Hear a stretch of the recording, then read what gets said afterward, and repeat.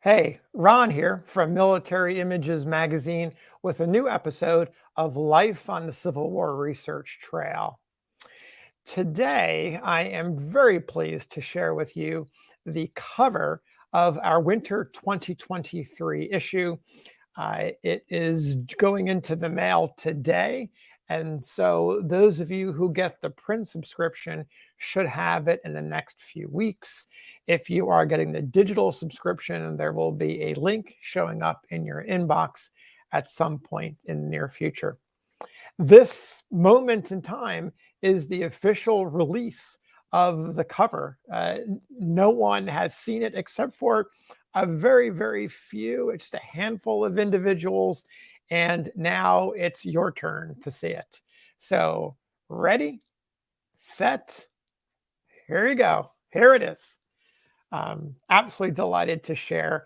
This issue is dedicated to Iowa's contributions during the Civil War.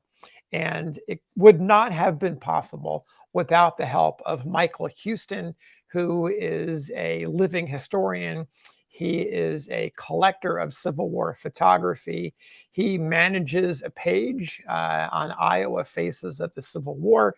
You can check that out on Facebook. He has been a force for good to be able to surface these wonderful portraits of soldiers who served from the Hawkeye State. Now, when it came time to choose the cover, it was a real challenge. Like many covers, we're trying to find just the right image that captures the spirit of the cover story. So we had more than 50 images that appear in the magazine to choose from. And finding just the right image of a soldier that captures that Hawkeye spirit, we went through a number of them just looking, came down to 4 finalists. And this image was one of them. However, when I originally looked at it, it had a brass mat around it, which obscured much of the background. If you look closely, you can see the dotted line. That's where the mat rubbed along the edges of the image. So I asked Michael Houston to provide a scan of the image without the mat because I was curious to see what it looked like. And when he shared it with me, I was blown away by the colors. This is the action of the chemicals over time. You can see the combination of goldish yellow and purpley blue that are in the background. And the background almost has like a cloud-like quality to it, just because of age and the slight decomposition of the chemicals. On top of that, there you have the soldier nicely tinted with his blue trousers and his gold buttons. I've got a copy of it right here. Surprise, I happen to have a copy. So you can see it right here. Look at the colors. It's absolutely gorgeous. And I want to make sure people know this was not done in the modern times.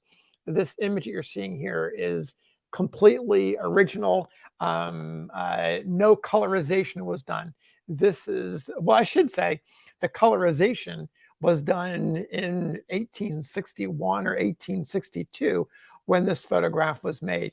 There's been no modern colorization. That's not something we do in the magazine. We're more of a purist's version of Civil War photography. And so any of the dents, the scratches, the abrasion along the mat area, all of that stays. The only thing we do is we bring it into Photoshop and we hit the contrast, which is like adding light to the image. So here you go. This is the image that's on the cover. One last detail I'll add is that it's a very important to Mike Houston because it's his ancestor, John Wesley Morton, who served in Company C of the 19th Iowa Infantry. The 19th was active in the Mississippi River area along the Gulf of Mexico.